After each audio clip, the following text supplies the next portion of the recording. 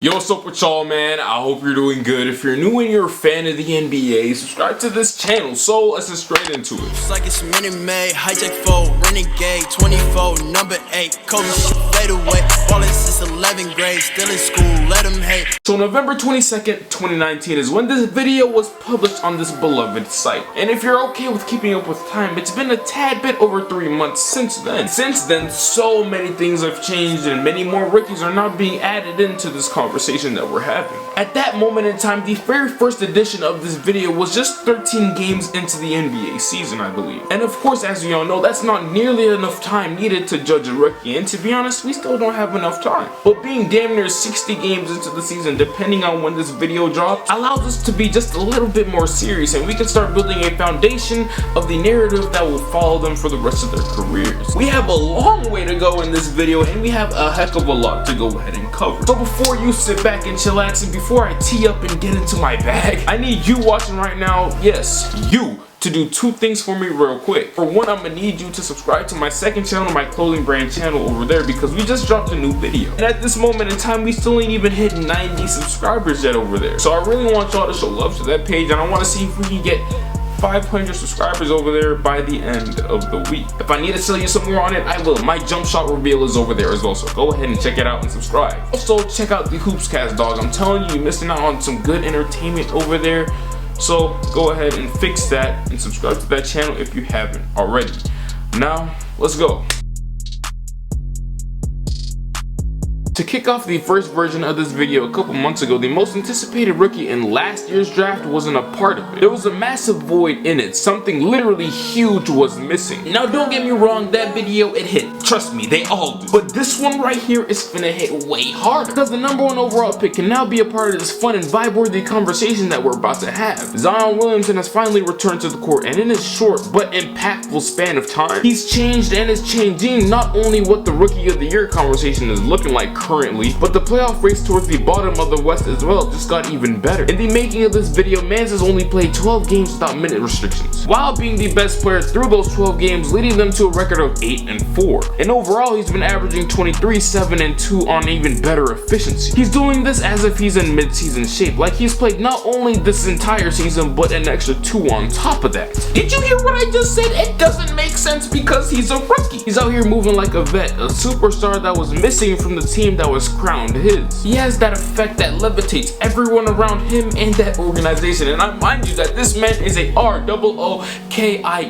He's a rookie, getting superstar-like attention and having that superstar effect on the court. There are literally zero complaints that anyone can have about his game as a 19-year-old. Not even none of his haters and doubters can spew anything about the almighty Zion. Zion Williamson is that dude, and there is no cap in his playstyle. Whether he wins Rookie of the Year or not really doesn't matter at all at this point. Him tugging and using his damn near 300-pound frame to lead this team last minute on short notice is phenomenal. Rookie of the Year or not, it doesn't matter, and that won't prevent him from getting this A+. He's on the All-A honor roll, the elite list, the list of superb rookies who are one of one. The 19-year-old from South Carolina has been putting on for his town. But hold on, as y'all know, he's not the only rookie from South Carolina that's been putting on a show for his town. His ex-AAU teammate, Morant, was able to fill in a massive void earlier this season that was able to force people to join his bandwagon. Since that video was made, he has literally not missed a step. Mans brings an entirely new vibe and that much needed new school swag and energy to Memphis. If you ask me, I'm probably not gonna lie, Memphis was by far the most driest, oldest, and most boomer organization in the NBA. It felt like their organization was allergic to excitement these last 1, 2, 3 years. But now Jaw has erased that motion totally from my mind. His in and out zigzags and finesse through the toughest defenses in the NBA, and the high-flying acrobatic layups and almost dunks and almost alley-oops is literally what the doctor ordered for Memphis. Mans was a blessing sent from straight above for them, and this blessing has been averaging 18, 4, and 8 on great efficiency throughout throughout the entire season. In the first edition of this video, this man had an A+. And in this edition of the video, nothing has changed at all. He's been the exact same since day one. He ain't run into no rookie wall yet, allow the lights to get too bright for him, and let them overshadow his talent. Unlike another rookie that I know who did, sadly, towards the beginning of the season. This is the perfect transition to the next pair of rookies in this video. ATL's own Cam Reddish and DeAndre Hunter. So here's the thing, as you all know, at least I like to think as myself like this, I'm a brutally honest dude, and Cameron Reddish, whew, that man played like the greatest simp of all time on the basketball court in the beginning of the season. He was incredibly timid out there on the hardwood, and a lot of the times he looked like he didn't belong. Anytime the lights were on him and he was expected to make a move, whether he was wide the hell open at the corner three or anywhere from the perimeter, the defense literally gave him this type of disrespect. Word for word, flow for flow, verbatim. Hey, watch out, let him shoot. What? I only missed one shot. That does not make me sorry. Shoot. Bro, I'm feeling pressured. I don't know if I'm gonna hit it no more. Shoot the ball. Oh, somebody please guard me. I don't know if I could do this no more. I'm feeling pressured. Oh my God, bro. They dared him to shoot and purposely left him open. This type of disrespect on the court, having defenses perfectly leaving you open on an island by yourself, is hard. It's really hard to overcome because it's such a mental game. That island that he used to be on all the time was flooded with doubt and lack of self-belief. Mans would be drowned in uncertainty and hesitancy in his thoughts. But over time, things have been completely flipped for Cam. It feels like he finally realized who he was and he came to his senses on who he could potentially be out there on the hardwood. He's Cameron Reddish, the lottery pick many, including myself, deemed was either a boom or a bust. And as of late, he's been trending towards becoming a boom. Since January 12th, he's played in 19 games and started 10 of them. And in those 19 games, he's been averaging 14 points on great efficiency. Now, if you remember the first edition of this video, this man was shooting like 32% from the field and maybe 23-24% from the three-point line. Big yikes, not good at all. And in the span of games that he's had, he's been having shooting splits of 43% from the field and 40% from the three-point line on 5 attempts per game. Now his percentage as an entirety of the season so far isn't good because, bro, he was that bad towards the beginning of the year. But that shouldn't deem his rookie year to be a failure at all. You'd be a fool to believe so. The main thing that people should want to see out of their rookie throughout the course of a season is growth. And Cam Reddish has shown a ton of that. That was just on the offensive side of the ball though. Defensively, as we all know, he's been that dude. He's been creating impressive game season defensive plays all season long. To start out the year, I believe I gave Cam Reddish a D. But because of his sensational turnaround so far, I'm gonna give this man a B+.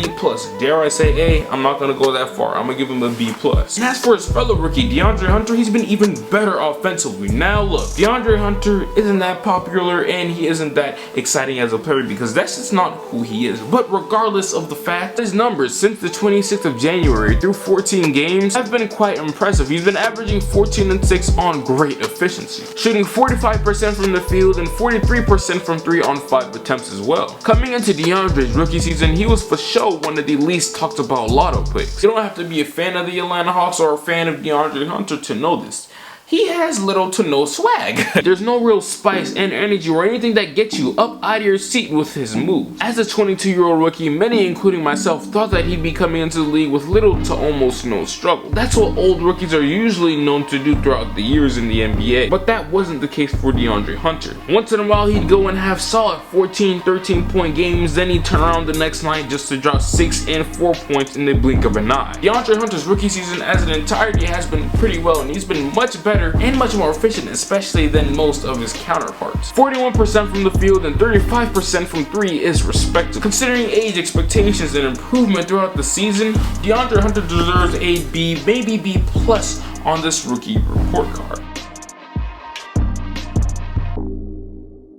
To start out the season, New York rookie RJ Barrett came out swinging on all of his doubters, haters, and these NBA defenses, which led me to make an entire video dedicated solely to him, which I really regret right now. RJ Barrett's rookie season has literally been a roller coaster, full of highs and full of lows. He might be having the most up and down rookie season out of every single rookie out there right now. And honestly, this is exactly what I expected because of the major flaws that was embedded into his game. And of course, the team that he was on, the Knicks. Literally a recipe for disaster, and I shouldn't have to explain because the Knicks, They're the Knicks. You see, maybe I'm tripping, I'm getting old, I have Alzheimer's or whatever, and my memory is really just not on my side right now. But when was the last time that the New York Knicks did a great job in developing young talent on their team? Who was the last great young player? Oh, that's right, Kristaps Porzingis. He's the outlier and the only proven product who's not even a part of their organization anymore. My philosophy is that bad teams incite and encourage bad habits. They linger for much longer than they actually should, and in this case, they're amplified. He's a product of his environment, and his environment isn't very good at all. Therefore, he shouldn't be expected to be either. Let me put it like this. That's literally like having an obese kid who's trying to lose weight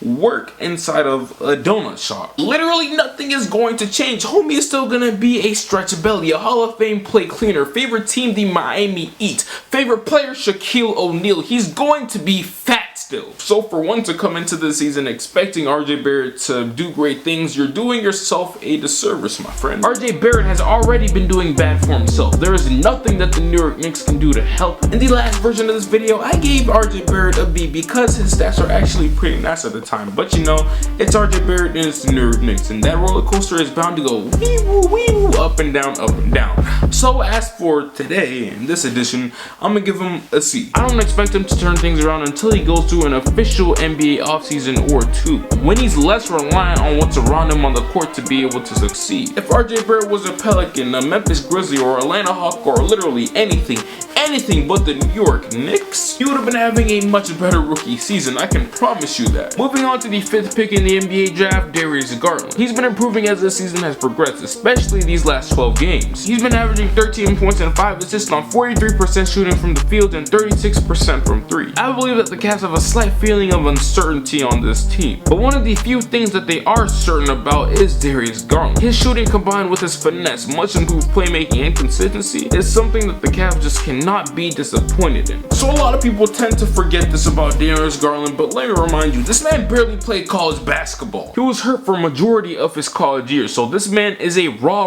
rookie. But he should be fine. In the previous edition of this video, he landed a D because of his poor efficiency, but as of recent, it's ticked up noticeably, and he's shooting 40% from the field on the year. B for Darius Garland, and that B could easily turn into a B+ at the end of the year. Kendrick Nunn and Tyler Hero, not much really needs to be said about these two right here. Miami Heat have been rolling for the majority of the season, and you should know about these two. If you don't, then I'm sorry to say, but something is wrong with you. It's just the truth, whether you want to admit it or not. They had an A+ previously and still do. Nothing has changed. We're moving on to other players who need more coverage, like Matisse Thybulle and Brandon Clark. Both will likely be 2 of the top 5 defenders out of their class, and for sure one of the most versatile ones out there in the league, period, one day. Now Matisse isn't beloved because of his offensive game, but it's because of his defense. Thanks to his thieving and conniving hands out there on the court, he's without a doubt gonna see multiple all-defensive teams throughout his career, so B for Matisse. And as for Brandon Clark, this man deserves a solid A+.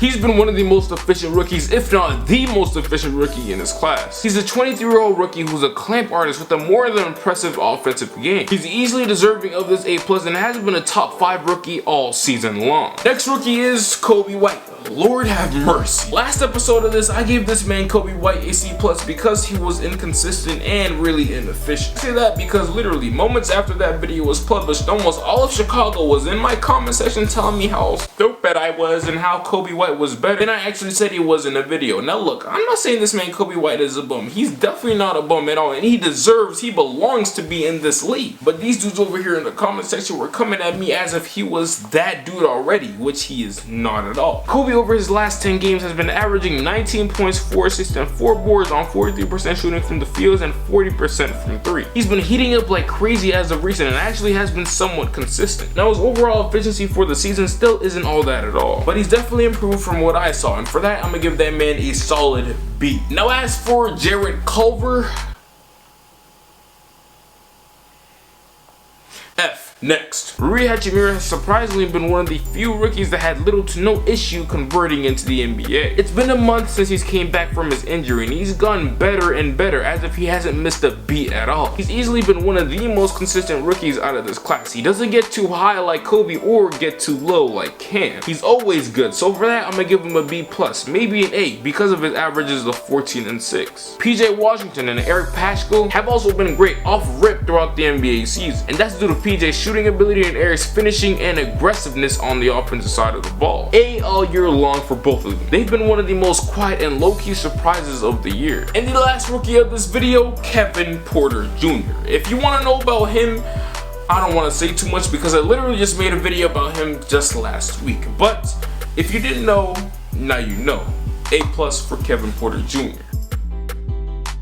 This NBA draft class has been pretty okay so far, and if you notice a trend, a lot of the dudes started out real slow and had a real rough start and sluggish start to the season, but picked up the trend as the season went on and on and on. That is what you call growth, and I'm 99% sure that they will continue to grow and grow and grow throughout most of their career. These current grades in this video will literally mean nothing. This is just something to talk about in the moment for fun. We can't think about these grades for too long because then we'd be talking about something that happened in the past. This is the end of the video though, man. I really do appreciate you for coming over here on my channel and seeing what I have to do and talk about today. I really appreciate you for that. That's hella dope. If you wonder why I'm talking so fast, it's because my camera's beeping red, and when it does that, that means it's about to die. So go ahead, subscribe to this channel, share this video with at least 2 of your friends for real. Give this video a like, comment, share your thoughts down below in the comment section, and subscribe to my Evolve channel, the Hoopscast, blah blah blah, all that. But aside from all that, what I just said, I want you to make sure that you make your day great per usual. And until then, I'll get right with you. No way, no way. Remember back when I couldn't get a play. No home, I ain't have a place to stay. I got to work, made the shirt, free the way. Told my girl who'd ever thought.